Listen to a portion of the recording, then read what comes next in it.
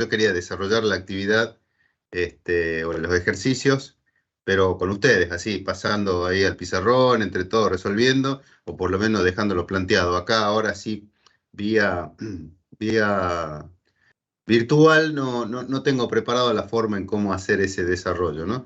Así que lo que vamos a hacer, vamos a mirarlo, lo charlaré un poco con ustedes, y por ahí lo que vamos a hacer el sábado, desarrollarlo un poco más rápidamente, ya habiéndolo hablado. Bueno, habíamos quedado el sábado, habíamos visto el principio de Arquímedes, de donde se originaba por lo menos el desarrollo, la ecuación que indica que en todo cuerpo sumergido se producía la fuerza de empuje o la fuerza de flotación. Bueno, tiene distintas maneras, pero es una fuerza que empuja de abajo hacia arriba siempre, y que tiene un valor igual al peso específico por el volumen del cuerpo que está sumergido. Por lo que es lo mismo el peso del líquido desalojado. Pero recuerden que siempre el volumen del cuerpo sumergido o la porción de cuerpo que está sumergido, ¿sí? Después de eso, pudimos ver las componentes de las fuerzas que actúan en un cuerpo sumergido, que es el peso, y que el peso actúa siempre con una fuerza vertical hacia abajo, y que pasa esa fuerza por el centro de gravedad, siempre a través del centro de gravedad. Y la fuerza de flotación o la fuerza de empuje del principio de Arquímedes tiene sentido contrario, de abajo hacia arriba, y pasa o actúa a través del centroide del volumen. Esa es una gran diferencia, como habíamos visto en la clase pasada. No pasan por el mismo punto, pasan por puntos distintos. O sea, las fuerzas pasan por puntos distintos del mismo cuerpo, y eso podía originar, en una situación especial, en donde las fuerzas no sean colineales, como en este caso, o alineadas, la generación de un momento. Y si hablamos de momento, se producía o se asociaba a un giro, ¿sí? Lo cual es importante para lo que son los diseños de naves marítimas, ¿no? Para lo que es más bien la parte hidráulica de navegación. Nosotros vamos a ver así un pequeño pantallazo muy cortito, pero importante que vean que, o van a ver que el origen del diseño de los cascos, no de todo, pero de los cascos de las embarcaciones, se basan en este concepto. Los puntos de paso de las fuerzas del peso y de la fuerza de empuje o de flotación del cuerpo que está sumergido. Para eso se fundamenta todo en el hecho de la estabilidad de los cuerpos que están flotando o de los cuerpos que están sumergidos. Más allá si está flotando sumergido, si se encuentra en alguna situación en el seno de un fluido, tenemos que analizar estas situaciones. Supongamos el caso que le estoy mostrando, se ve cuando muevo el mouse, ¿no?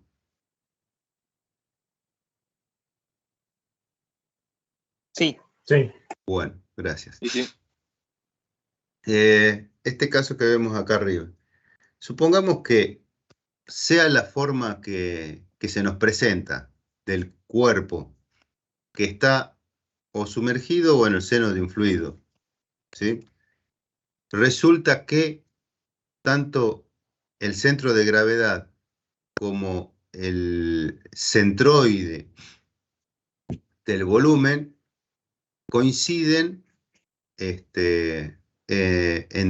digamos, están alineados esos puntos, que sería este caso. Si están alineados esos dos puntos de forma tal que pasa una vertical entre los dos, quiere decir que la fuerza peso y la fuerza de flotación son colineales o alineadas. ¿Sí? Si no está muy bien dibujado, no importa, pero es que están alineadas. En ese caso, que es el caso que conocemos, el que vimos en el principio de Arquímedes, ¿qué sucede? ¿Qué se produce acá? Se puede producir un hundimiento hacia abajo o una flotación hacia arriba, es decir, un movimiento en el sentido vertical, hacia arriba o hacia abajo. ¿Sí? Eso es lo que se puede producir cuando esos dos puntos están alineados. Bien, ¿y cuándo se produce un hundimiento? Si es que el peso W aumenta, lo cual sería extraño porque que aumente mágicamente el peso de algo no es normal. Pero en el caso de las embarcaciones, ¿qué quiere decir que el peso W aumente? Quiere decir que a lo mejor aumenta el peso que contiene la nave, ya sea porque es una nave de carga o por los pasajeros que toma, ¿no? Entonces, en esa situación el peso aumenta. Ese aumento del peso es lo que en estas aplicaciones se denomina una fuerza externa perturbadora, ¿sí? Esto que está simbolizado acá también, casi vertical, como Fe, es una fuerza externa perturbadora que actúa en forma vertical, aumentando el peso. ¿Eso qué produce? O un hundimiento o una flotación, ¿sí? Pero es una perturbación, sale del equilibrio. Ese tipo de análisis se hace cuando se diseñan embarcaciones. Ustedes me dirán, bueno, es recontra sencillo, es obvio. Sí, sí, bueno, pero es una parte importante. Diseñar de acuerdo al peso que tiene, conociendo la fuerza de explotación. Es la parte más sencilla, la estabilidad que se llama vertical, ¿sí? De un cuerpo o de una embarcación. Pero puede suceder que esa fuerza perturbadora no sea vertical. Puede suceder que esa fuerza perturbadora sea que tenga otra dirección, que no sea vertical, inclinada, horizontal o como sea. La llamemos que es directamente no vertical. En esos casos, ¿qué es lo que se presenta? Una inestabilidad, si quieren llamarle así, no vertical o una inestabilidad rotacional. ¿Qué es lo que significa esto? Que la perturbación externa puede llegar a generar un momento de giro, ¿sí? ¿Qué perturbación externa puede haber? Como acá dice, pero como es obvio en lo que son navegación marítima o de ríos, las fuerzas perturbadoras pueden ser vientos que tienen distintas direcciones, o corrientes marítimas, o corrientes de ríos que pueden también tener distintas direcciones. Las corrientes, en general, obviamente, tenemos distintos tipos de corrientes a distintas profundidades, ya sea del nivel del mar o de un cauce del río, de un río. Sea como sea esa fuerza perturbadora, origina una fuerza externa Fe que no es vertical. Y entonces puede generar una, una inestabilidad de giro. ¿Cómo se comporta el cuerpo ante esa situación de una fuerza externa que tiende a hacer girar?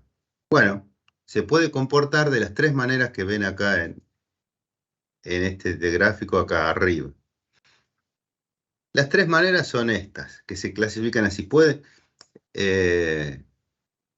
Todas las posibilidades que tienen se pueden reducir en estas tres únicas posibilidades. Llamemos con la letra G el centro de gravedad del cuerpo. Y llamemos con la letra C el centroide del cuerpo. Que a partir de ahora, no que a partir de ahora, mejor dicho que en las aplicaciones marítimas, más que centroide, se le llama centro de flotación. ¿Sí? Centroide, nosotros lo conocemos en las aplicaciones de estática, resistencia de materiales y también de hidrostática.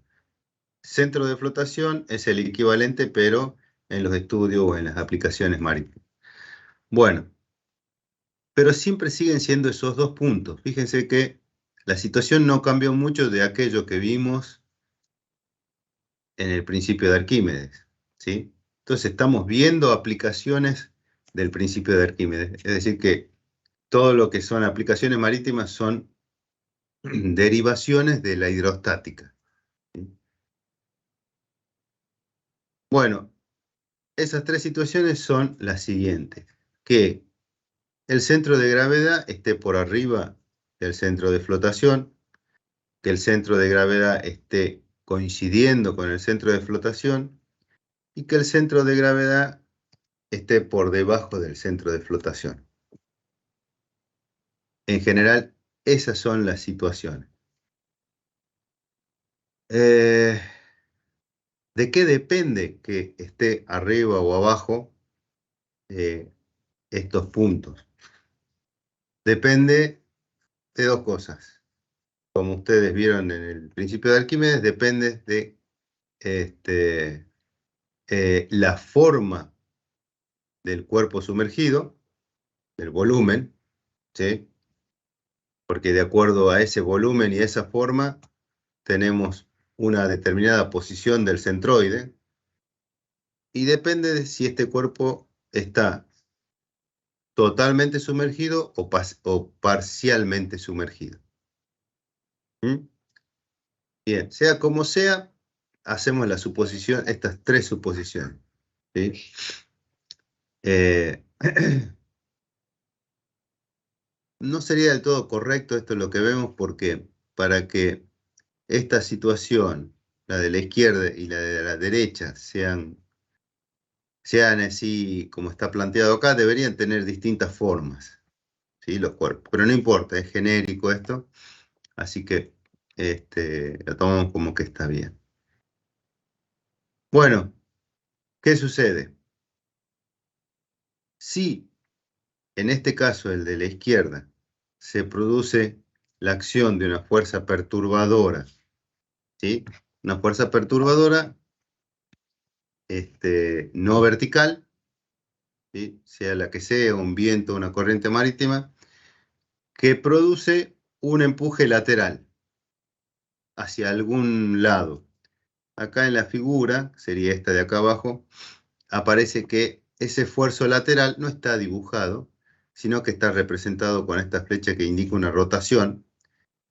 Sería equivalente a tener una fuerza externa horizontal de, si miramos la pantalla, de derecha a izquierda, ¿no? Todo esto lo podría dibujar en el pizarrón si estuviésemos allá en clase, y por ahí lo entienden un poquito más, pero bueno, traten de imaginarse esto. Esa fuerza externa que actúa de derecha a izquierda produce esto que está marcado acá como una rotación. Bueno, si ese viento o esa corriente marítima hace que el cuerpo tienda a girar, y si la forma del cuerpo y la cantidad de volumen que está sumergido es tal que el centro de gravedad está por arriba del centro de flotación, fíjense que esa fuerza externa hizo que se produzca un cambio o una desalineación de los puntos centro de gravedad y centro de flotación. Y en ese caso, debido a esa posición, el momento externo, el momento perturbador externo, además de producir ese momento, colabora con el peso W a aumentar la rotación. ¿Por qué? Porque se produce un par o un momento entre W y FB debido a la desalineación de los puntos, ¿sí? Hay un brazo de palanca entre G y C que, debido a esa posición más el momento perturbador, ¿Qué es lo que originan? Posiblemente a que esto gire, produzca un giro de todo el cuerpo. Eso es lo que se llama un equilibrio inestable. ¿Sí? Ahora, comparen eso con la situación de acá de la derecha, que si se produce lo mismo, un momento externo de izquierda a derecha, originado por una fuerza, ponele horizontal, de izquierda a derecha, en este cuerpo, que no tiene que ser el mismo, sino distinto, en el cual el centro de gravedad está por debajo del centro de flotación, ese momento externo es contrarrestado por el momento que se produce entre la fuerza de flotación y la distancia o el brazo de palanca entre los puntos C y G. Como acá se produce una diferencia o mejor dicho, un freno a este giro, ¿qué es lo que sucede en este cuerpo? Tiende a restablecer el equilibrio que figura acá en la imagen, en el dibujo de arriba. A esto se llama equilibrio estable. ¿Por qué? Porque se produce un desequilibrio por una fuerza exterior, pero por la disposición de los centros de gravedad y el centroide, se restablece la posición de equilibrio. ¿Sí? Esto que vemos acá es lo que se busca en general que se produzca en las embarcaciones, que haya un equilibrio estable. Eso, ¿sí? ¿Y cómo se logra? Con el análisis de estos puntos y la distancia entre esos puntos. Ya van a ver que no es exactamente igual cuando tiene la forma de un casco de embarcación, porque hay otros factores que entran ahí en juego en la teoría, pero sí se mantiene vigente que el par de fuerzas de flotación y del peso y la distancia entre los puntos centroide y centro de gravedad son los que producen eh, la estabilidad o el momento estabilizador, ¿no? de la embarcación. Eso, el análisis de esto, teniendo en cuenta las fuerzas, el volumen, el centroide, eh, termina o concluye cuando uno está haciendo un análisis, un diseño de una embarcación en esto que ven acá. Que como les decía, esto es solamente un pantallazo, porque es otra materia. Esto es, diseñar un casco de un barco no es solamente esto, sino tiene en cuenta el material, tiene en cuenta la sobrecarga, bueno, otros parámetros. Pero sí, fíjense que acá están marcados los puntos y se analiza esos puntos. ¿Sí? Ahora, veamos cómo sería el caso en las embarcaciones. Acá en la derecha, en la izquierda, perdón, tenemos el caso de un casco de embarcación que está sumergido.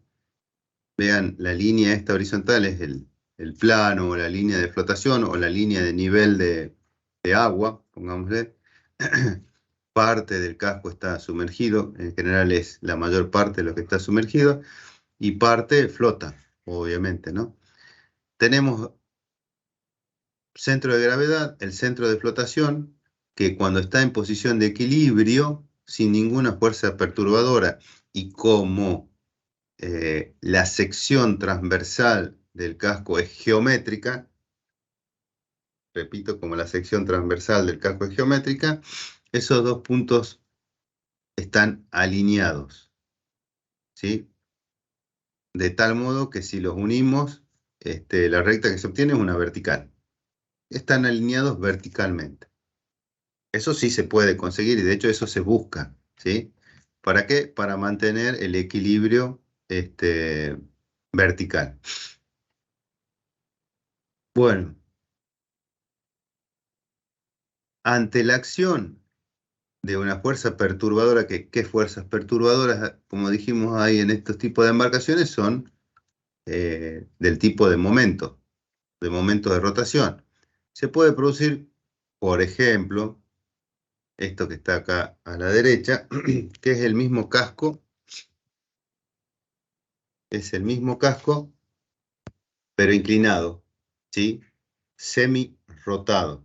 Y cuando está semi-rotado, ¿qué pasa? Fíjense que por ahí hay algunos errores en el dibujo, porque es un dibujo hecho a mano, ¿no? Pero fíjense que el centro de gravedad se mantiene.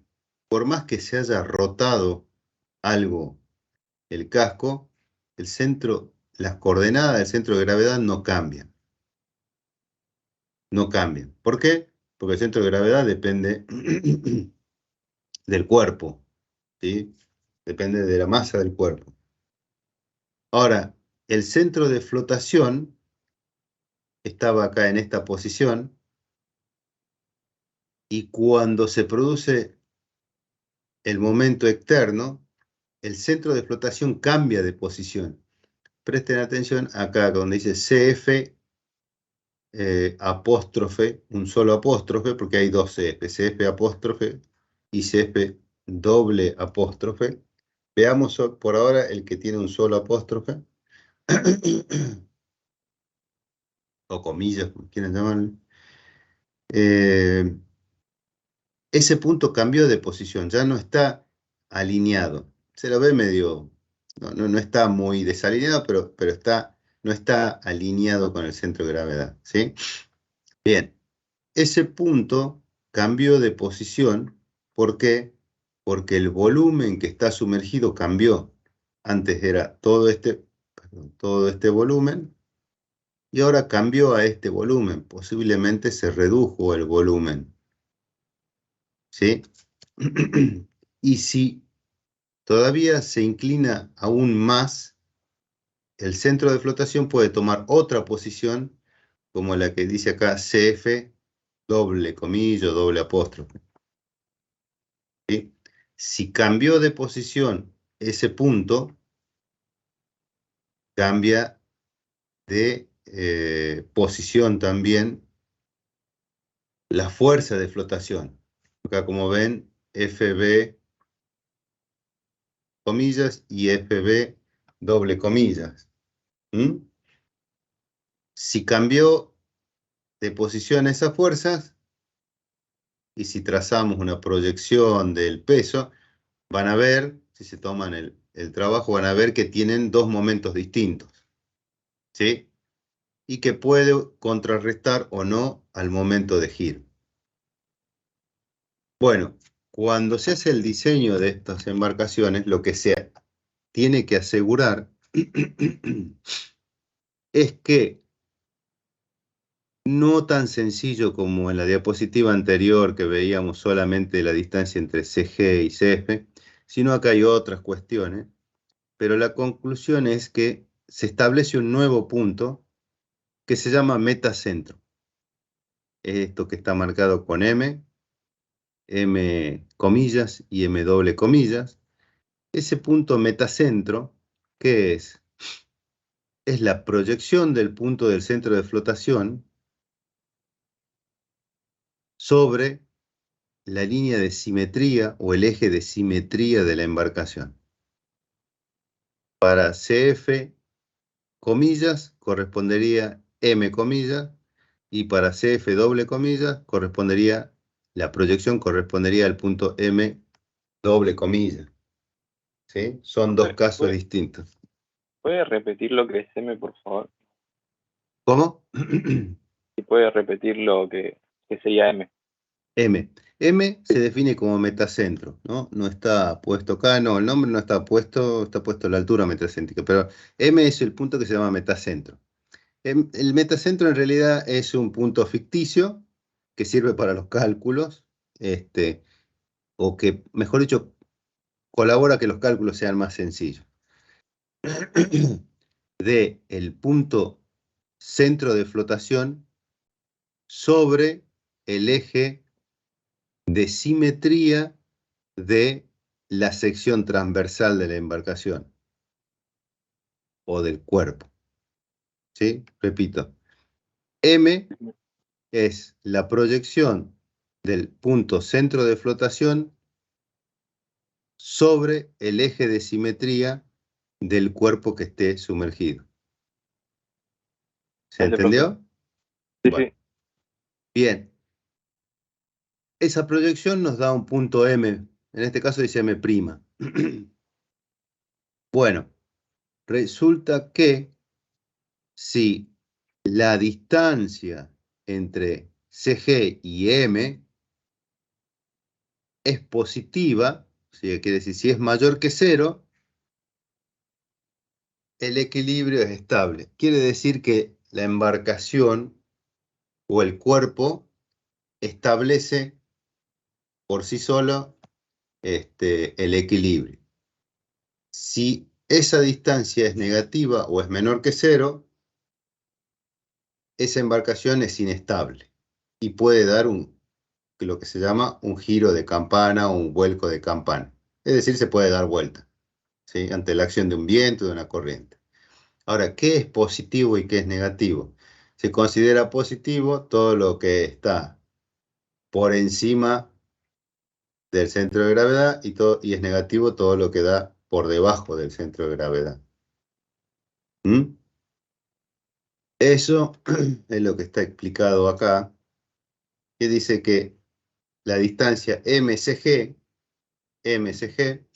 se llama altura metacéntrica, y en el diseño de los perfiles o de las secciones transversales de las embarcaciones, esa distancia tiene que ser siempre positiva, para asegurar que siempre vuelva al equilibrio la embarcación.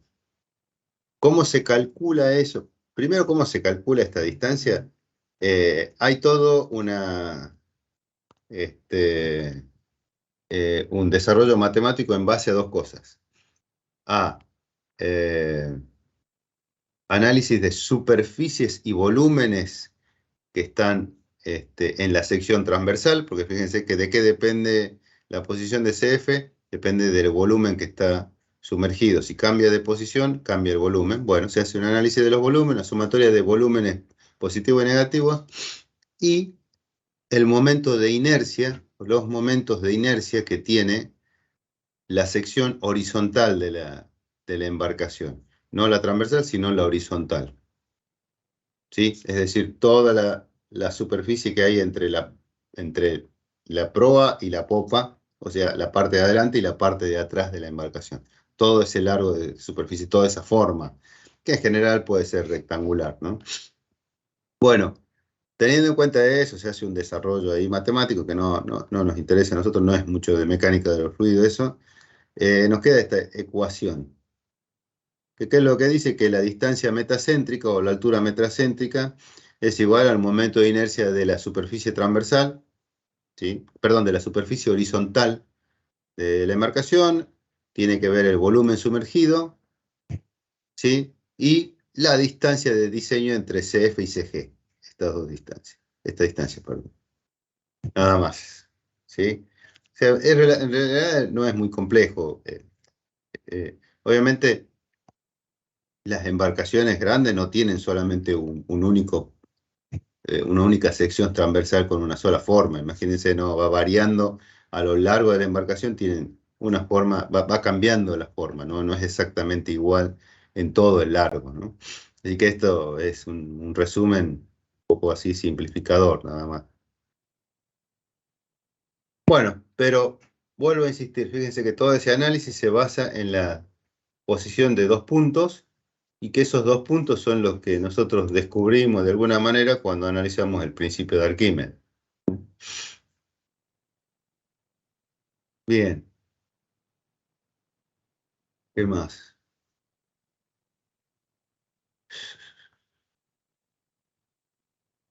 Bueno, de esto no hay mucho más para hablar.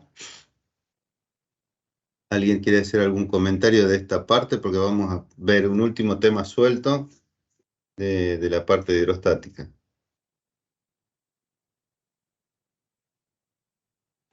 Por mi parte no. Bueno. No, profe, no. Ok. Entonces, lo que nos queda, bueno, son algunos temitas sueltos de hidrostática. Como verán, la parte de hidrostática por ahí es un poco descolgada, tiene temas más bien que toda una continuidad de algo para llegar a algún desarrollo. Son más bien temas sueltos, ¿no? Lo que nos queda sí es seguir viendo en la parte de hidrostática un caso particular de la hidrostática, que es el equilibrio relativo. ¿Se acuerdan que cuando vimos la definición de hidrostática, hablábamos de que era el estudio del comportamiento de un fluido o las leyes del comportamiento de un fluido que estaba en reposo o cuando las fuerzas tangenciales o de corte en el fluido eran nulas, ¿sí? Y no producían, por lo tanto, movimiento. No producían, por lo tanto, una aceleración. Y alguien en clase dijo, bueno, entonces puede ser que si no hay aceleración, el fluido esté en movimiento, pero que tenga aceleración cero, aunque sí podía tener velocidad. Y eso es cierto, es así. Puede ser que tengamos casos en donde podamos aplicar las ecuaciones de la hidrostática a fluidos que están en movimiento. Parecería una contradicción, pero no es así. Si el fluido está en movimiento, pero no hay ninguna fuerza de corte o tangencial que genere movimiento entre las capas del fluido, podemos aplicar las ecuaciones de hidrostática, todo lo que venimos viendo hasta ahora. Creo que yo había hecho un esquemito, un dibujo, no lo puedo repetir acá, de un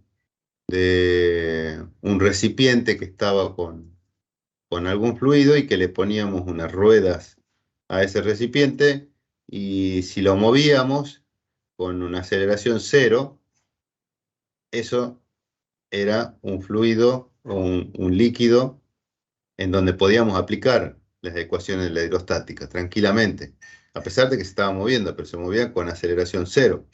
Y si se mueve con aceleración cero, podíamos cumplir con las ecuaciones de la hidrostática, las ecuaciones parciales, ¿no? Bueno, otro caso de esos es esto que llamamos equilibrio relativo en la rotación. ¿Qué es equilibrio relativo en la rotación? Acá esto está en 2 diapositivas, está bastante resumido el desarrollo matemático porque me parecía más importante ver el concepto, así que van a tener que ustedes después desarrollarlo un poquito. Si no, bueno, si no lo pueden desarrollar, me avisan el sábado y lo desarrollamos ahí en el pizarrón, ¿no? Pero ¿cómo es esta historia? Es ver cómo podemos aplicar las ecuaciones de la hidrostática en un fluido que se está moviendo con un movimiento rotativo o giratorio o angular, como ustedes lo conocen, pero que tenga velocidad angular, perdón, aceleración angular nula. Porque si tiene aceleración angular distinta a cero, ahí podemos tener capas con distintas velocidades, ¿sí? Bueno, ¿qué se hace en esto? El caso más típico es el que tenemos una olla. Yo le llamo una olla, pero es un recipiente cilíndrico. Esto que ven acá a la izquierda es un corte, una sección transversal de una olla sin tapa, en donde hay un fluido. Ese fluido, cuando está todo el sistema recipiente y fluido en reposo, la línea de nivel o el nivel libre del fluido es esta línea horizontal de trazos. Es decir, el fluido está quieto, ¿sí? Si lo hacemos girar a todo el sistema, recipiente y fluido, alrededor del eje de simetría ZZ, después de alcanzar una velocidad constante, vuelvo a repetir, después de alcanzar una velocidad constante de giro, una velocidad angular omega constante, se llega a un estado de equilibrio relativo en donde la superficie libre del fluido toma esta forma, que los que saben dicen que es una parábola. Y eso se puede demostrar aplicando las ecuaciones de la hidrostática. O cosa extraña, que aplicando las ecuaciones de la hidrostática uno puede encontrar la forma del fluido, ¿no? Pero sí, es así. Una de las de, de los usos de la ecuación de la hidrostática es encontrar la forma de esta curva, ¿no? Bueno, el análisis o el estudio de estos es de la siguiente manera. En realidad es bastante sencillo. Como siempre es aplicar sumatoria de fuerzas y aplicar la segunda ley de Newton. No hay mucho más. O sea, lo mismo que hicimos en toda la hidrostática, sabiendo que al final tenemos aceleración cero. ¿Bien? Para eso, como hicimos también en los temas anteriores, tomamos un elemento diferencial, lo analizamos las fuerzas en ese elemento diferencial, aplicamos la ley de Newton, hacemos todos los arreglos matemáticos que ustedes saben más que yo, sumar, restar, multiplicar, cancelar, todo eso, y después, bueno, viene la parte de la conclusión física del resultado, ¿no? Entonces, la explicación va a ser más o menos rápida, aunque también me parece que va a costar un poco entenderla, después la podemos repasar en clase. Pero esto es así.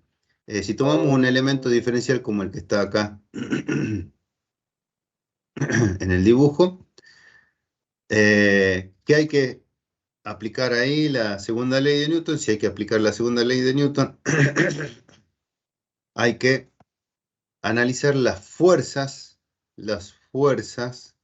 ¿sí?, que están actuando sobre ese elemento diferencial. Ese elemento diferencial está a una distancia r del centro o del eje de giro. Cuando toma su posición de equilibrio, la velocidad angular es omega, y también actúa sobre este cuerpo la aceleración de la gravedad, como en cualquier cuerpo, ¿no? Bien, el cuerpo también experimenta una aceleración centrífuga y por ende una aceleración centrípeta hacia el centro, ¿sí? Está representado por A sub C.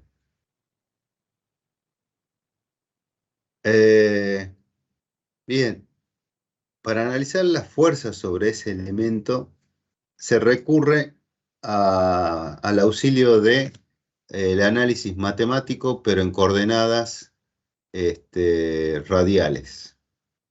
No me acuerdo si son coordenadas radiales o le llaman de otra manera, coordenadas radiales o angulares. En vez de trabajar en X e Y, que se trabaja en función de la radio y tita, ¿sí? En ese sistema de ejes coordenados. Entonces, ¿qué es lo que se hace? Se toma el elemento diferencial, que es nada más que es el elemento diferencial mismo, pero representado por un corte transversal, ¿sí? Ese elemento diferencial, entonces, por el corte transversal y en coordenadas radiales y angulares, nos da esta porción o este sector angular, ¿sí?, que está sombreado, ¿sí? Es decir, que esta parte que está sombreada representa este elemento diferencial. Sobre ese elemento diferencial vamos a analizar todas las fuerzas que actúan. Para eso hay que poner distancias y longitudes en función del radio y del ángulo. Eso es más bien matemática, ¿sí? Pero hago simplemente la aclaración de que este elemento diferencial está en una posición definida por θ y R. ¿Sí? Obviamente tendrá una distancia de espesor D sub R, como dice acá, y en base a eso podemos definir las superficies, el volumen, el peso y todo lo demás. Vamos haciéndolo por parte. Las fuerzas que actúan en ese cuerpo son producto de la presión. Convengamos que es así, porque está dentro del fluido o es una parte del fluido. Y están actuando esas fuerzas en las cuatro caras que forman ese elemento diferencial. Están representados ahí por los vectores estos. ¿Sí? Bien, y ahí cada vector tiene un valor. Como habíamos visto también cuando vimos variación de la presión entre dos puntos, esto es lo mismo. ¿Sí? Nada más que en coordenadas radiales. Por ejemplo, la fuerza que actúa en la dirección del radio, esta, acá es igual al valor de la presión genérico por la superficie esta. Esta superficie acá es igual. Esa superficie es una superficie semicircular, ¿no? O semicilíndrica, dirían. Es igual a este arco. Ese arco, acá es igual por geometría, saben que es igual al radio por el ángulo, y el ángulo es d sub θ, entonces este largo es r por d sub θ. Y la profundidad de esta sección rectangular es d sub z. ¿Mm? Ese es el valor de esta fuerza. El valor de la fuerza que está en la cara opuesta, acá es igual. A esta presión ha aumentado una cantidad que ya no sabemos si es más o menos, pero es una cantidad distinta. Como tenemos que verlo en las tres dimensiones, vamos a expresar ese aumento de presión en términos de derivadas parciales. Entonces, esa presión en este punto es la presión en la cara anterior más la diferencial parcial respecto del radio por D sub R. ¿Sí? Es la presión incrementada. Listo. Y multiplicado por esta área. Esta área, lo mismo, es igual a esta semicircunferencia por la profundidad. Esa semicircunferencia es igual al radio por el ángulo. El radio ahora vale R más esta porción D sub R. Multiplicado por D sub θ nos da esta longitud. Y multiplicado por la profundidad D sub z nos da el área sobre el que está aplicada la presión esta. Bueno, es lo que está puesto acá. Si hacemos ese mismo razonamiento para las caras laterales, ustedes lo pueden sacar. Es fácil también. Si esas cuatro fuerzas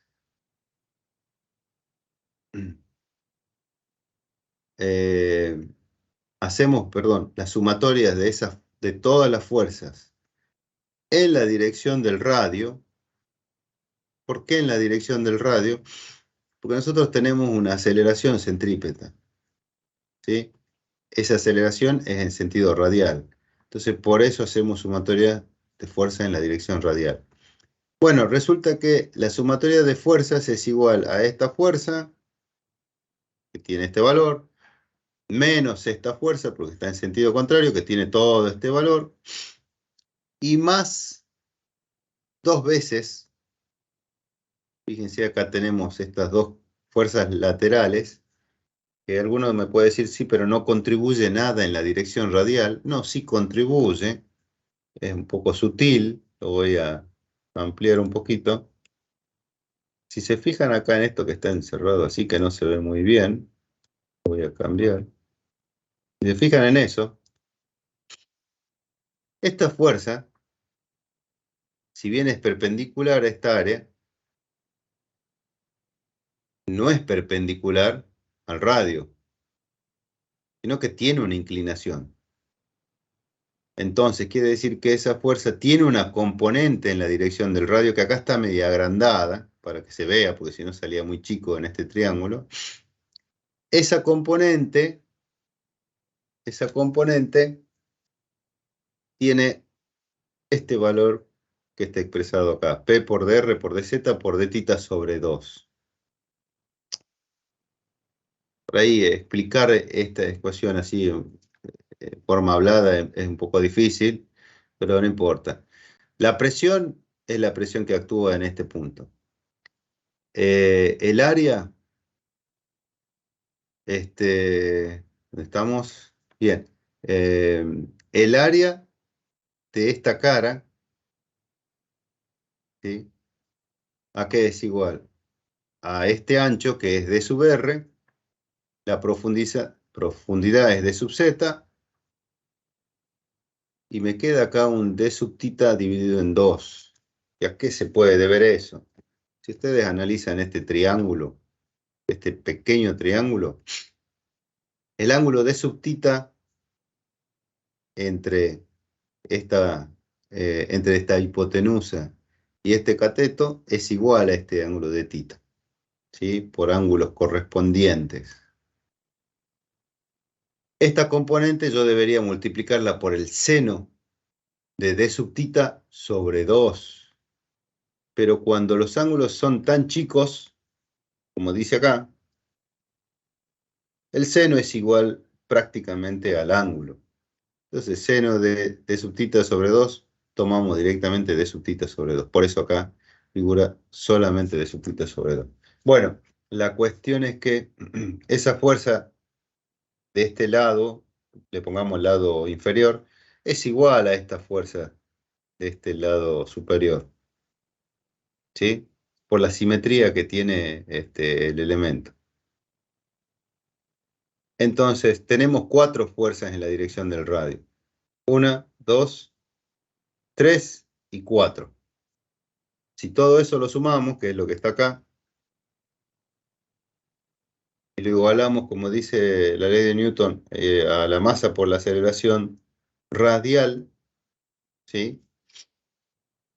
Y si la masa la representamos en función de la densidad del radio θ dr de z, o sea, por las coordenadas polares, y la aceleración radial sabemos que de cinemática, que es la velocidad angular al cuadrado por el radio, acá ya tenemos expresada esta ecuación, que tenemos varios términos en los cuales podemos trabajar matemáticamente, y cuando los trabajan matemáticamente, en un solo paso lo hice yo, si no tendríamos que poner varias diapositivas más, llegamos a esta simplificada, muy simplificada conclusión.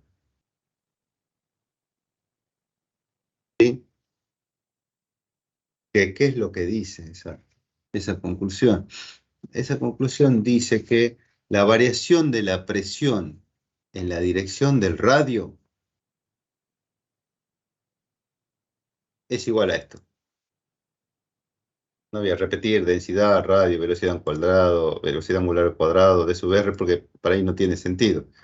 Pero yo les hago una pregunta para ver si pueden captar el sentido de esa ecuación. A ver si alguno me dice a qué era igual la variación parcial o la derivada parcial de la presión respecto de la dirección z en un fluido cuando la dirección z es vertical. ¿Alguno se acuerda?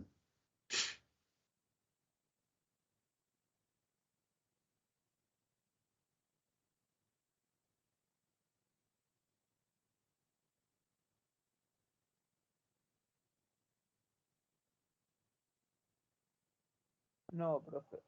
Bueno, entonces yo lo que voy a hacer es mostrar la diapositiva que vimos hace un tiempo. Esta diapositiva, que era variación de presión, donde hicimos el mismo desarrollo, sumatoria de fuerza igual a la masa por la aceleración. Hicimos también la descomposición de la fuerza hicimos ahí arreglos matemáticos y llegamos a esta ecuación.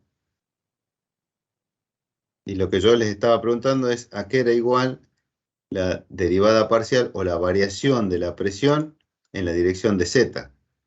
¿Y a qué es igual? A la densidad por la aceleración en z por la gravedad. Y si la aceleración en z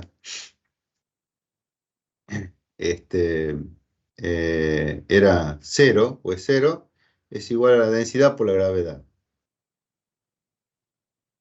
Que después cuando lo desarrollábamos, si se acuerdan, podíamos poner esto, que era igual a la densidad por la gravedad por la profundidad o por la altura. ¿Sí? Bueno, lo que vimos ahora es lo mismo, nada más que fíjense que en la dirección radial, derivada parcial de la presión respecto del radio, nos da otras componentes. Densidad, radio, velocidad angular al cuadrado por diferencial de radio. Es otra forma de expresar la variación de la presión en coordenadas polares. Pero ¿qué dice acá esto? Lo que nos está diciendo es que cuando tenemos un fluido que está girando con velocidad angular constante, tenemos una variación de presión en la dirección del radio. Tenemos una variación de presión en la dirección del radio. ¿Por qué?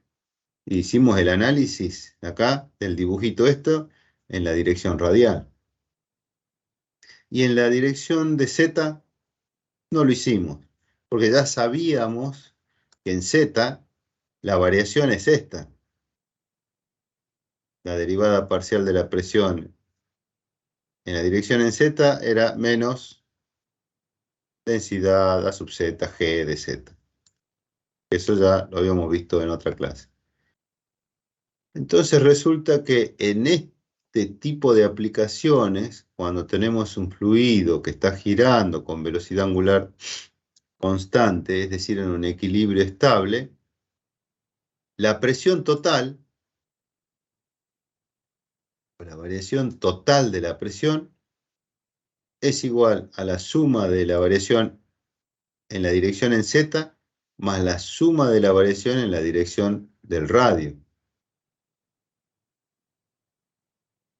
¿Qué es esto que está acá?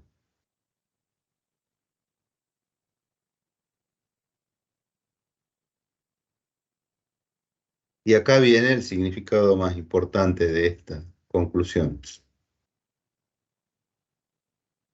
Que cuando tenemos un fluido que gira con velocidad angular constante, tenemos dos componentes de presión. Tenemos variación de presión por la altura o por la profundidad, y además tenemos una variación de presión en la dirección del radio. Eso no teníamos en el fluido en reposo que no giraba.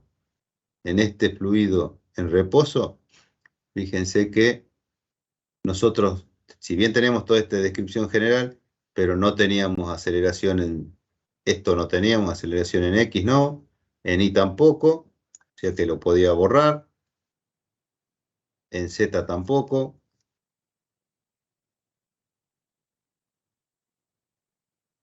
En definitiva, fíjense que teníamos un solo término,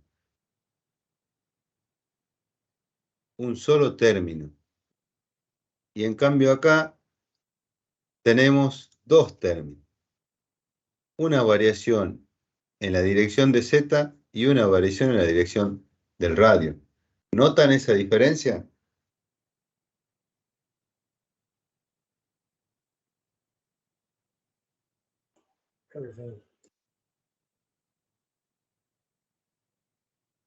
Vamos a ponerlo de otra manera. Si yo tengo la misma olla o el mismo recipiente que no gire, que esté quieto, y de alguna manera puedo con un manómetro medir en la mitad de la profundidad la presión, me va a dar que es igual peso específico por la profundidad, por esa mitad de profundidad. ¿Sí? Bien.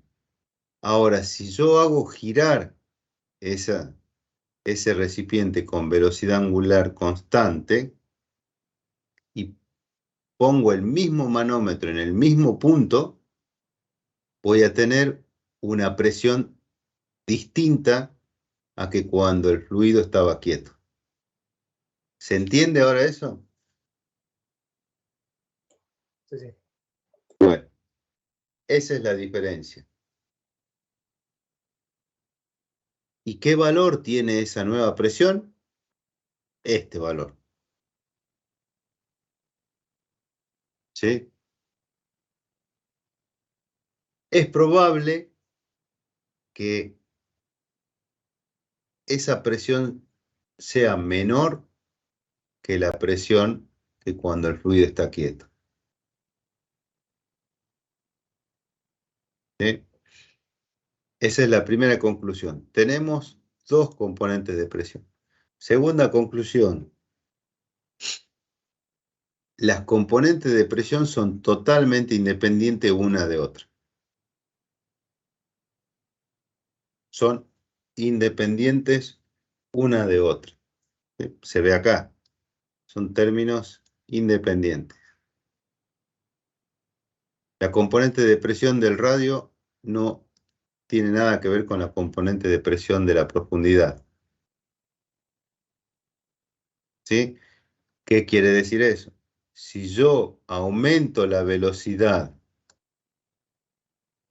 del recipiente, la duplico y la mantengo constante al doble de velocidad, la componente de presión en la dirección en Z no cambia nada.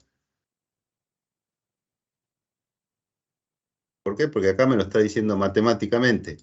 En Z no depende para nada de la velocidad. Es decir, que si yo me esfuerzo haciendo girar la olla a la velocidad de la luz en sentido angular, la presión en la dirección de la profundidad no cambia en nada. ¿Se entiende esa conclusión? Sí, sí, sí. Sí. Bien. Bueno, son conclusiones más bien que es interpretar la ecuación, ¿no? No está escrito acá, así que apúntenlo, ¿sí? Y tercera y última conclusión, que es por ahí la más sencilla, es que esta ecuación se puede integrar. Y cuando ustedes la integran, pueden obtener un resultado matemático de distintos valores, pero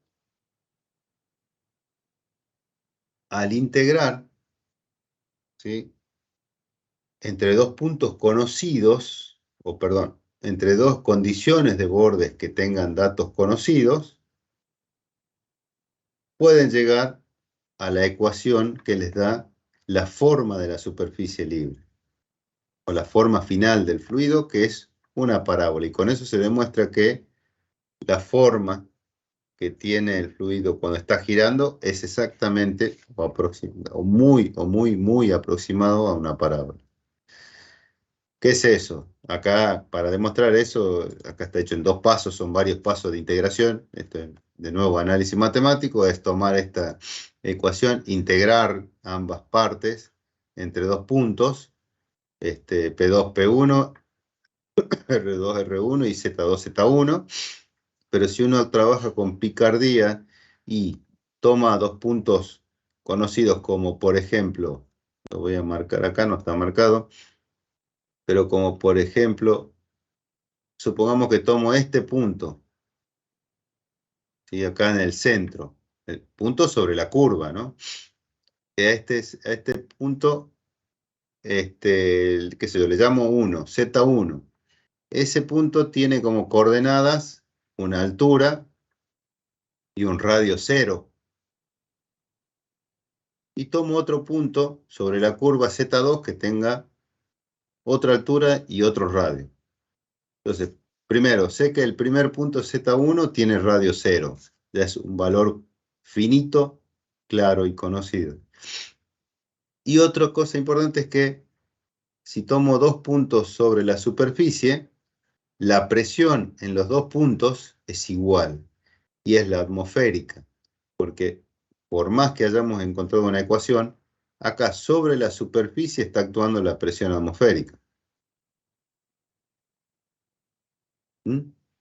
Entonces, eso llevado a términos matemáticos, quiere decir que integrando esta ecuación y tomando esos puntos que yo les dije, P2 menos P1, como las dos son presión atmosférica, esto es cero. Y el punto, a ver acá cómo lo puse, sí. Y el punto R1, es decir, el punto que está en el centro de la olla, es cero, corresponde a un radio inicial. Reemplazamos eso y fíjense, ahí nos queda la ecuación de la parábola. Me va a decir, pero ¿cómo la ecuación de la parábola? Y sí, porque tiene en función del radio al cuadrado. Esto es como decir que la variable dependiente es esta, Z2 menos Z1. Esto sería I igual a una constante por X al cuadrado. La ecuación de la parábola, simple. ¿Mm? Bien.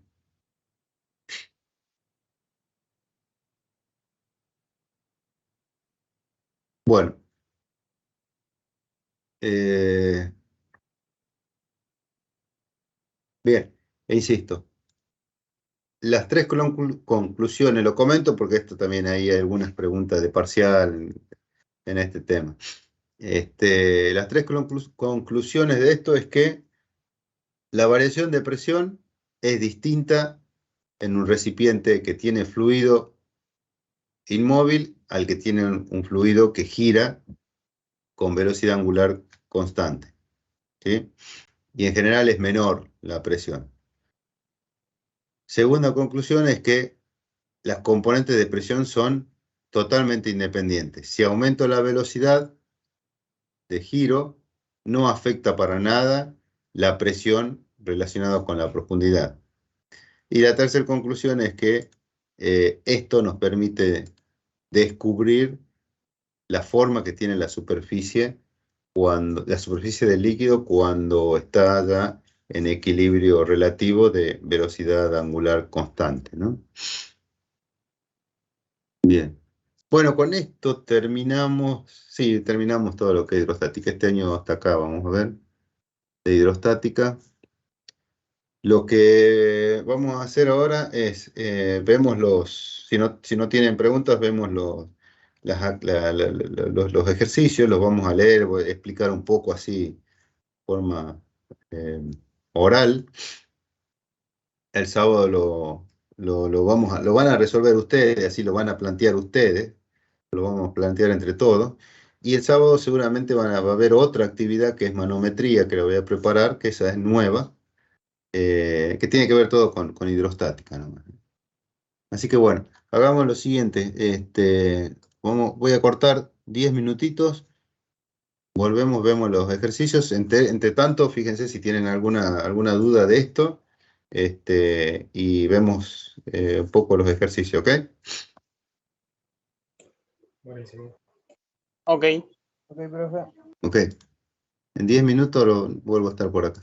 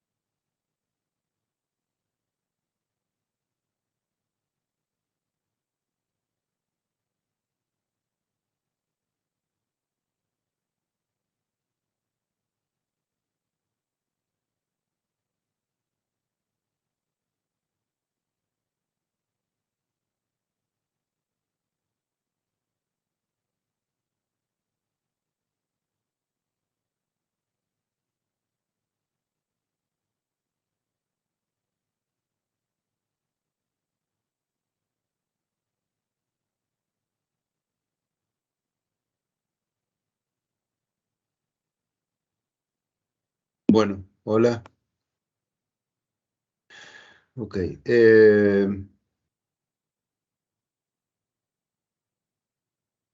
Ah, Buenas, profe.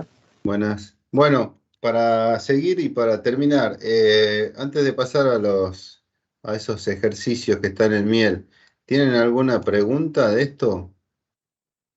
Obviamente el sábado pueden consultarlo también, después de que lo hayan visto, pero ahora les surge algo.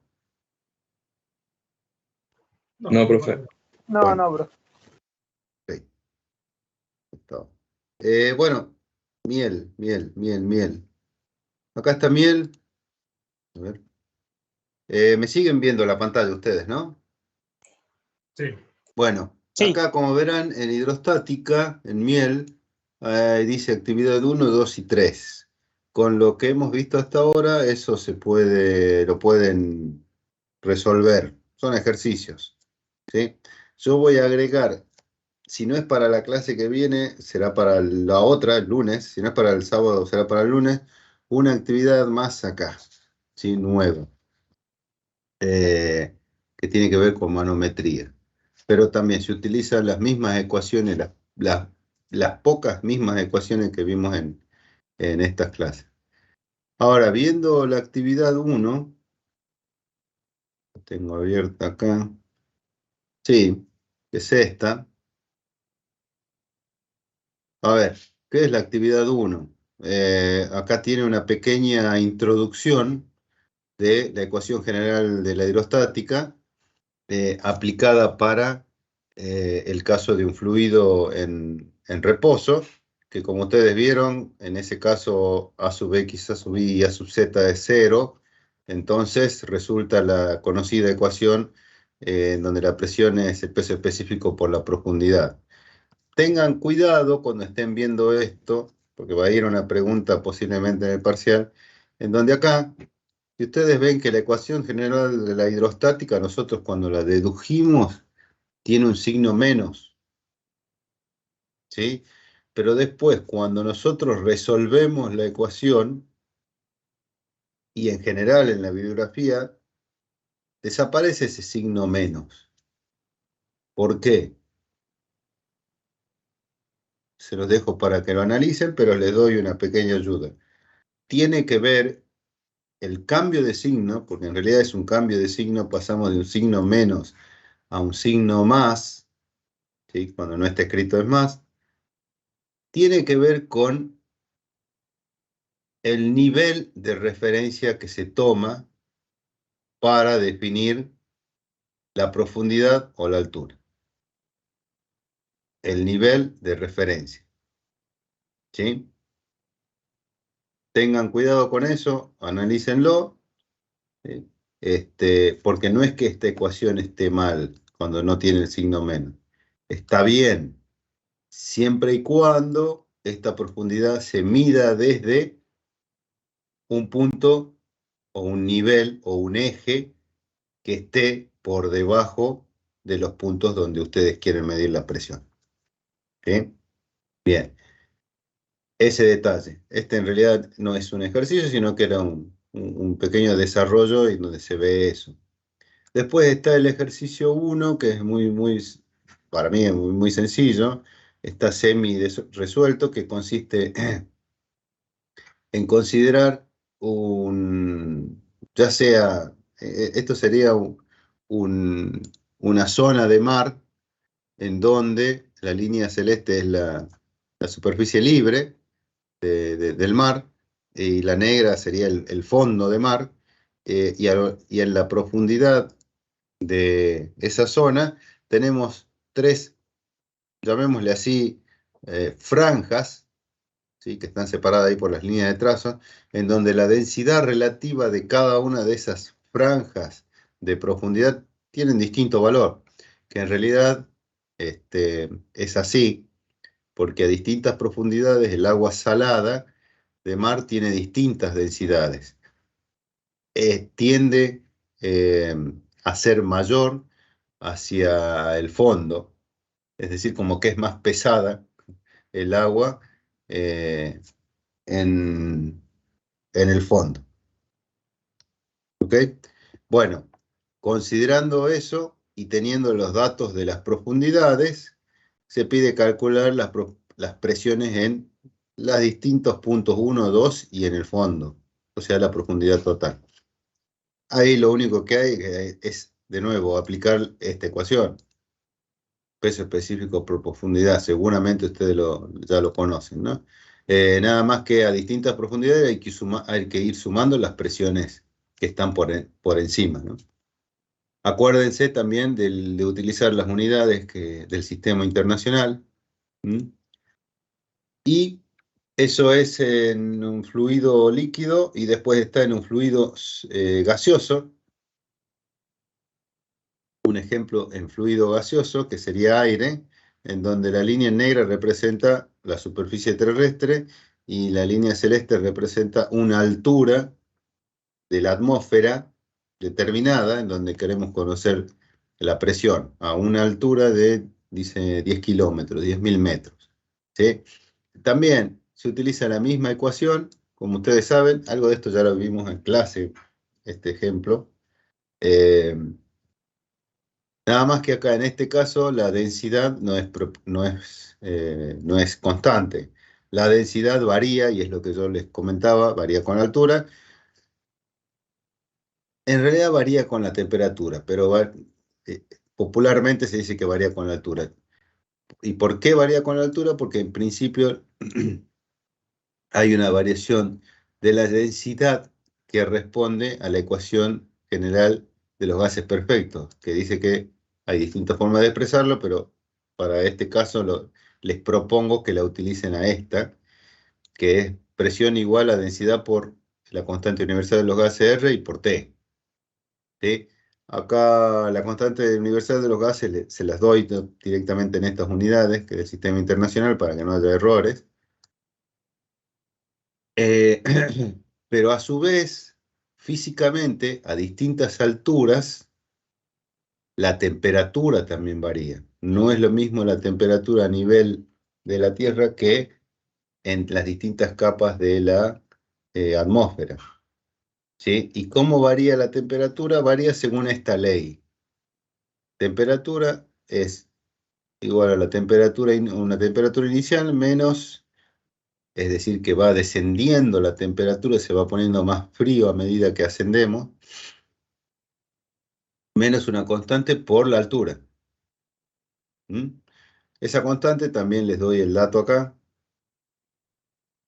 ¿sí? En las unidades del sistema internacional.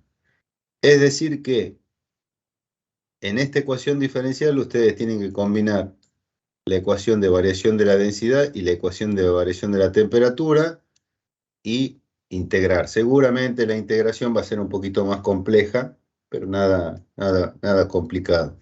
Y el tercer ejemplo es, en base a la integral que hayan resuelto acá, aplicar los valores y encontrar un valor numérico, ¿sí? De la presión. Esa es una de las actividades. Después, la 2 tiene que ver con las fuerzas que vimos también en la clase anterior, fuerzas sobre superficies sumergidas. Y acá tenemos fuerzas sobre superficies sumergidas, en general planas, pero no siempre horizontal. A ver, como teníamos acá, sí, pero no siempre horizontal. Eh,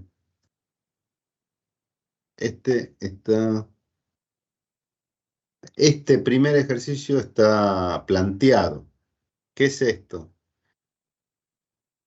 Supongamos que es un estanque que tiene petróleo, ¿sí? Por eso la densidad relativa es 0,8. En esta zona que es plana, aunque no parezca, es plana, hay una compuerta, ¿sí? Esta sería la compuerta. Sería la compuerta, todo esto así en marrones, como que es el fondo de este estanque.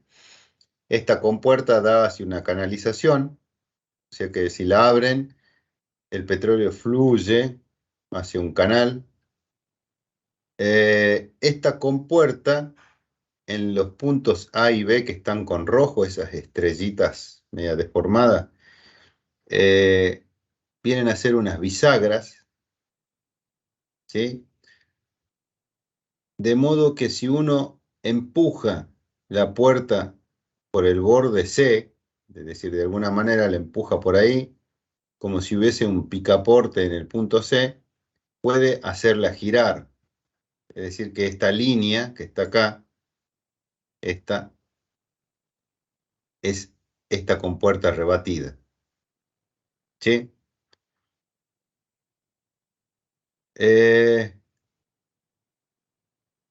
Del análisis que nosotros hicimos, la fuerza esta F que está en color, vendría a ser azul, y que está aplicada en un punto sobre el eje de simetría de la compuerta que es rectangular, es la fuerza que produce el fluido sobre la superficie plana. Y la fuerza en verde,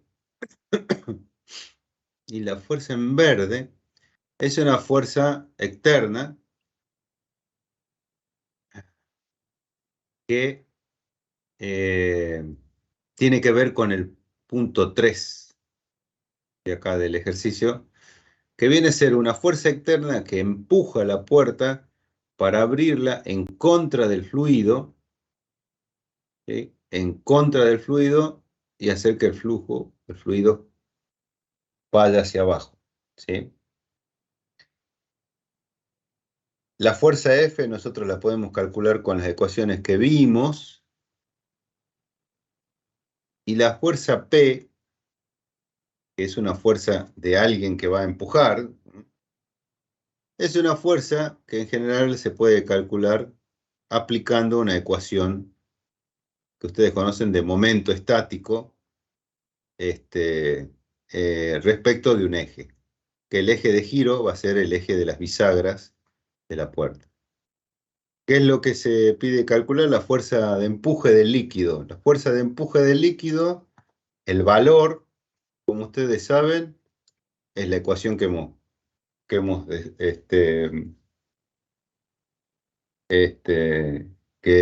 desarrollado, peso específico por h barra por la superficie, y h barra era la distancia o la profundidad al centro geométrico de la puerta, ¿sí? O al centro geométrico de la superficie. Entonces, acá hay un pequeño desarrollo que les va a ayudar a ver cómo hacerlo, ¿sí? ¿Qué más pide? El centro de presión, es decir, dónde está actuando la fuerza F de empuje. Bueno, el centro de presión, la ecuación la tienen ahí de la teoría, ¿sí? Tendrán que buscar los datos. ¿Mm? ¿Y qué más pide? En general, en todos estos ejercicios de compuertas, lo que se busca es el momento que se utiliza para abrir o para cerrar la puerta, la fuerza que se utiliza para abrir o cerrar la compuerta, en general, o a veces la dimensión de la compuerta, ¿sí? En general el ancho de la compuerta, porque el ancho respecto del eje de giro nos da el momento, se permite calcular con el momento. Entonces, en general se pide calcular lo relacionado al momento que genera una fuerza externa. En este caso dice la fuerza P, está en verde, necesaria para abrir hacia adentro la compuerta. Y aclara, P va a estar aplicada en el punto C, que es donde está esta estrellita. ¿Mm? ¿Por qué está aplicada ahí? Porque porque se me ocurrió aplicarla ahí. Es como cualquier puerta. Si una puerta tiene una bisagra en un extremo, en general uno aplica la fuerza en la distancia más lejana, ¿no? Del eje de rotación. Bueno, en ese punto C. Para calcular esa fuerza, En general siempre se aplica una sumatoria de momentos en cero. ¿Qué quiere decir? Momentos que produce la fuerza de empuje del fluido, más el momento que nosotros tenemos que aplicar para abrir o para cerrar la compuerta, respecto siempre del eje de rotación de la compuerta o el eje de giro de la compuerta, tiene que ser igual a cero. ¿Sí? Esa parte es de estática, creo. Casi en general, este tipo de problemas se remite a este tipo de cálculos, pero a veces lo que cambia mucho es la forma de la compuerta, la inclinación de la compuerta, este, eh, las profundidades, ¿sí? Sí,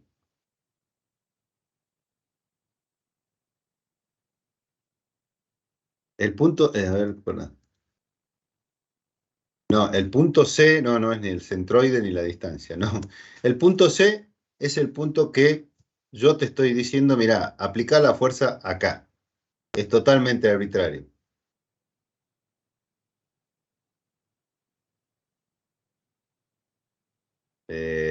Bueno, pero si tenemos datos, ¿eh? Por ejemplo, acá dice que la compuerta es rectangular y mide 1,5 por 2 metros. Claro. Claro. Se supone que la distancia de C hasta la bisagra, hasta el eje de AB, es 1,5. ¿Se entiende eso? Es más bien interpretación del dibujo eso, más que otra cosa, ¿no? Sí, está bien, no hay problema, no hay problema, ¿eh? Sí.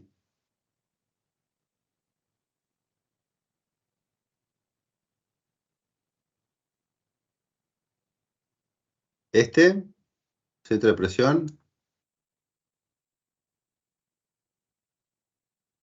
Ah, sí, sí, sí. Sí, sí.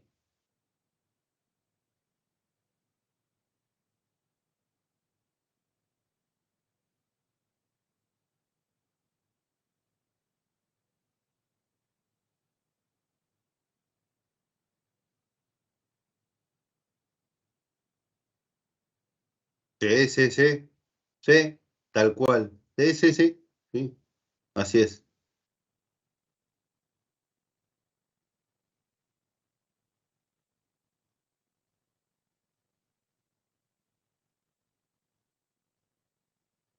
¿Querés que te permita compartir? A ver si se puede acá.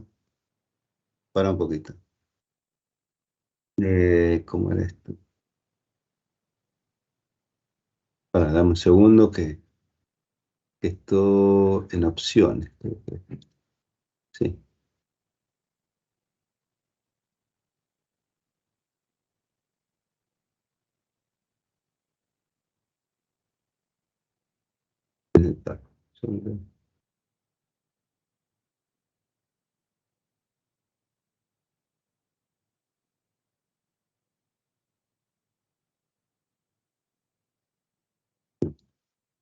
Para, dame un segundo.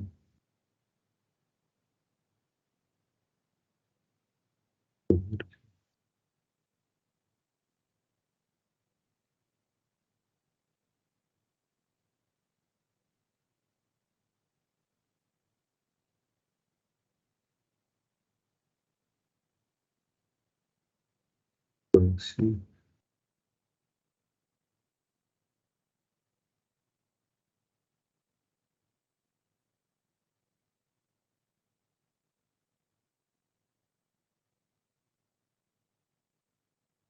¿Alguno se acuerda cómo era para que pueda presentar alguno de ustedes? Ah, acá para.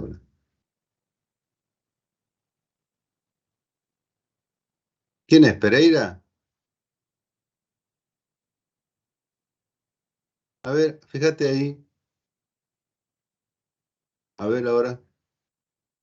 Ahí lo cambié recién. Vale. Eh,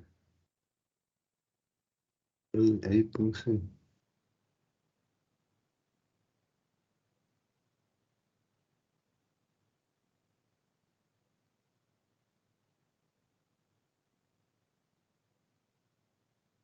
es esto.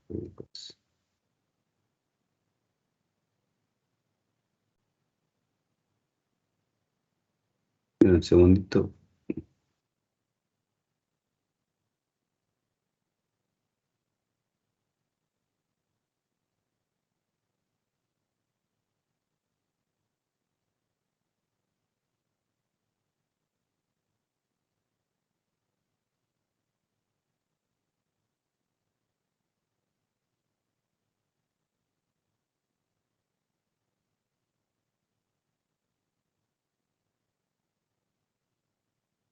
Mm, no, la verdad que trato de compartirlo y me deja para. Voy de nuevo, a ver, ceder el control. Acá me figura que te puedo ceder el control y te lo paso, pero no, parece que no.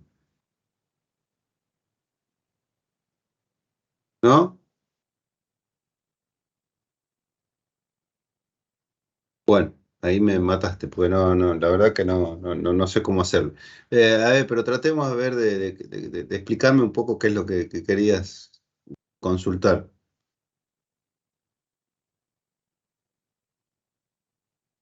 O querés que presente, para, yo o presento la diapositiva esa que vos me decís, la diapositiva, a ver, dame un segundo.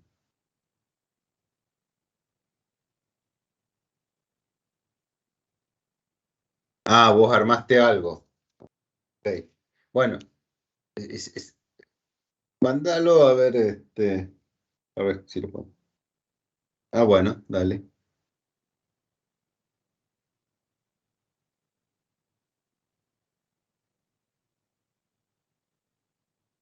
Chat, chat, chat.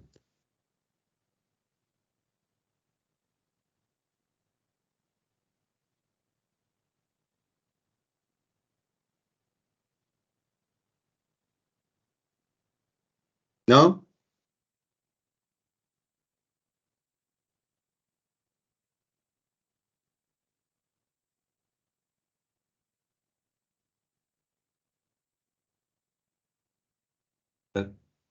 Bueno, me duda. Mira, estoy abriendo. A ver. Bueno,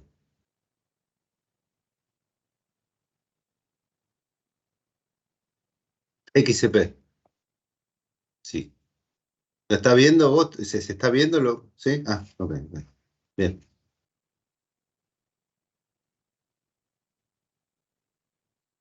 Pero ahí el X centro de presión, el momento de inercia es el momento centrífugo, ¿no? No es el momento de I, del eje I que pasa por el baricentro, no. Es el momento centrífugo. No da, no es exactamente el mismo. No, no. No se utiliza mucho el XCP, pero es el momento centrífugo. Eh, a ver, pues bueno, acá se veo varias cosas más. Eh,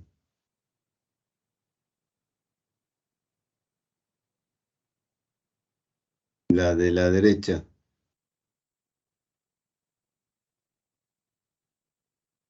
Sí, sí,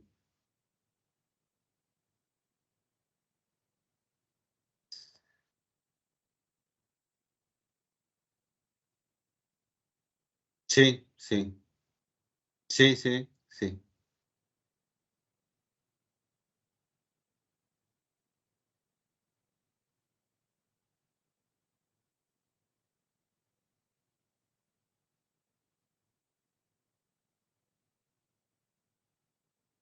Sí.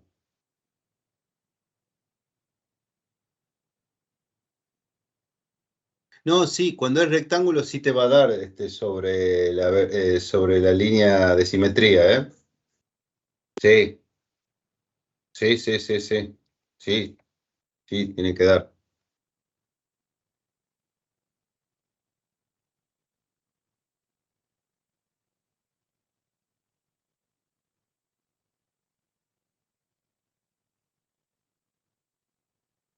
Si mal no recuerdo, sí, pero ahí te pediría, ¿sí?, que recurra un poco a alguna tabla de estático, de resistencia a materiales para yo no errarle del todo. Pero en principio sí. Sí, sí, sí. Entonces sí, ok. Sí.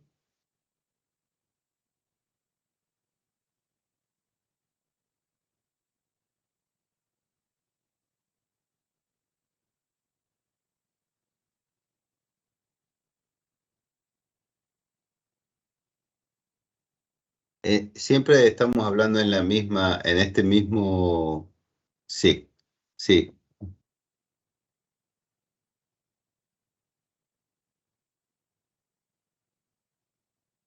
Eh, Ahí vos sabés que no te entiendo muy bien ahí lo que me querés decir.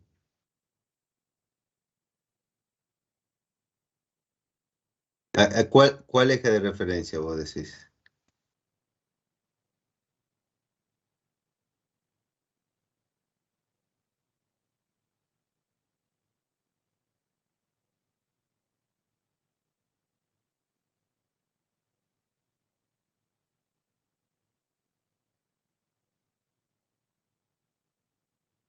Sí, yo supongo que vos decís XZ, no lo veo con nomenclatura, pero bueno, Z es este, me imagino.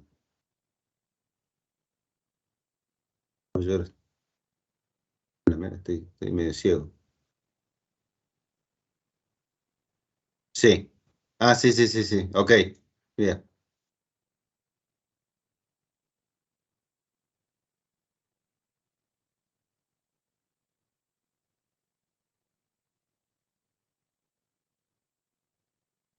Sí, siempre va a dar positivo, pero por ahí no estoy agarrando bien la consulta, ¿viste? No la estoy entendiendo bien. Pero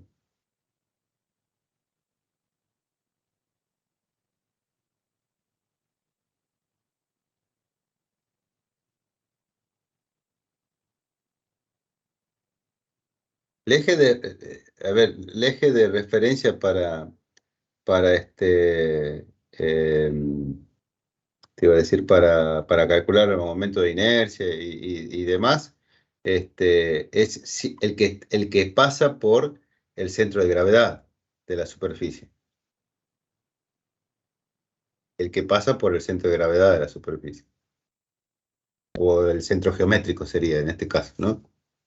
Es así.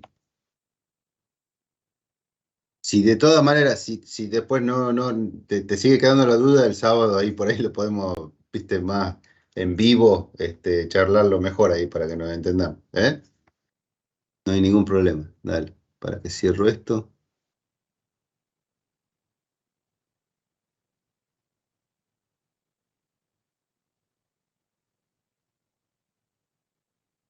Estoy mostrando de nuevo la diapositiva del ejercicio de fuerza sobre superficie. ¿Se ve?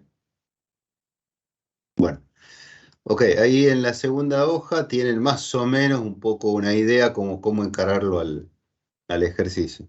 Después, el ejercicio 3, si bien no tiene un esquema, es similar a este.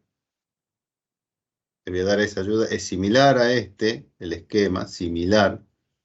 Nada más que lo que cambia, aparte de los valores numéricos cambia, pero lo que cambia es, a ver si es una compuerta cuadrada, ¿sí? Es cuadrada, no es rectangular, es cuadrada, sino en el sentido más fácil. Está a una inclinación distinta, 45 grados, y el eje de giro de la compuerta no es el vertical, llamémosle así, no es el vertical, sino que es el contrario, es el horizontal. El eje con el que giraría o la bisagra estaría sobre este eje. ¿Se entiende? Esa es la diferencia. Después pregunta lo mismo, básicamente lo mismo. La fuerza que se debe aplicar para abrirla. a la escotilla o a la compuerta. Una escotilla es lo mismo que la compuerta. ¿Mm? Y por último, este ejercicio que estaba medio trillado, pero lo sigo poniendo. Fíjense, todo es de fuerzas, fuerzas aplicadas sobre superficie. Un recipiente cilíndrico que en una de las paredes tiene una compuerta así, circular. Obviamente el eje, en este caso es central diametral. Tiene un diámetro determinado. Respecto de la superficie libre hasta el eje de la compuerta hay una profundidad h, ¿sí? Y lo que se pregunta es el momento, no la fuerza, pero es lo mismo. Si estoy preguntando el momento, es la fuerza por la distancia, ¿no? El momento a aplicar en la compuerta para evitar que se abra la compuerta. Supongamos que esta compuerta no tiene ninguna traba que evite el giro, que puede girar loca, y como sabemos que acá hay una fuerza horizontal, porque esta es una superficie plana vertical, si es vertical, va a haber una fuerza horizontal de empuje que va a tender a hacer girar hacia algún lado la compuerta, ya sea hacia afuera o hacia adentro. ¿Por qué digo hacia afuera o hacia adentro? Porque del eje hacia arriba hay una fuerza horizontal que tiende a hacer girar en sentido horario. ¿Ok? Y desde el eje hacia abajo de la compuerta hay una fuerza de empuje horizontal que por la posición que tiene el eje va a tender a hacer girar la compuerta en sentido antihorario. ¿Mm? Es decir que tienen que calcular dos fuerzas o dos momentos, como quieran ustedes, decirle fuerza o momento, lo mismo, no es lo mismo, pero me da lo mismo a mí que calculen la fuerza o los momentos. Y entre esos dos momentos va a haber un momento resultante que es el que les va a decir a ustedes si se está abriendo o cerrando la compuerta, y con ese valor van a tener que calcular el momento opuesto para no dejar que se abra esa compuerta. ¿Eh? Es bastante sencillo, son fuerzas más que nada, fuerzas generadas por la presión hidrostática, a lo cual que hay que oponer otra fuerza para evitar el movimiento de la compuerta. Las formas que se utilizan no salen de esta fórmula. Lo que puede cambiar es el momento de inercia, ahí como decía Pereira, que estaba luchando ahí con el momento de fuerza, el momento de inercia X, sí, para tratar de entender los ejes, pero, porque si es una compuerta circular, bueno, tiene otro momento de inercia, si es cuadrada, tiene otro, si es rectangular, es otra, pero las ecuaciones siguen siendo la misma. ¿Sí? Y después, una última actividad, esta, que es con lo que vimos ahora, es un solo ejercicio por ahora, ¿no? Lo que vimos ahora de un recipiente que gira con velocidad angular constante. Esto lo veríamos mejor, más tranquilos el sábado un poco, pero lo pueden ir encarando. Es un recipiente que cuando está en reposo tiene una determinada cantidad, un determinado nivel de esto que es peso específico, agua, y cuando empieza a girar, y cuando ya gira a velocidad angular constante, tiene una forma final, y esa forma final, que ya saben que es una parábola, pero cambia sus alturas, y acá tienen los datos de las alturas. Con esos datos de las alturas ustedes pueden encarar con la ecuación de la parábola, pueden despejar los valores que, por ejemplo, es bastante sencillo, valores de ¿qué? Velocidad angular ¿sí? Y los valores de presión, porque acá lo que varía es o la velocidad angular o la presión en los distintos puntos, ¿sí? Eso es con la ecuación que vieron hoy, nada más que tienen que un poquito analizarlo ahí, cómo aplicarle la ecuación.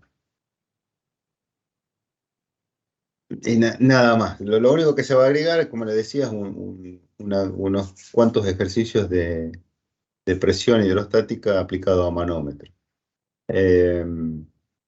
Bueno, pueden ir resolviendo estas tres actividades, estos tres ejercicios pueden ir resolviéndolos, ¿eh? O al menos pueden ir encarándolos. Yo sugeriría que los encaren y el sábado planteen las dudas, ¿sí? Para no tener que andar desarrollándolo todo por completo. ¿Ok? Bien. Bueno, listo, muchachos, los dejo que descansen y nos estamos viendo el sábado. ¿Ok? Dale, profe. Bueno, hasta Buena luego, que semana. descansen. Buena semana.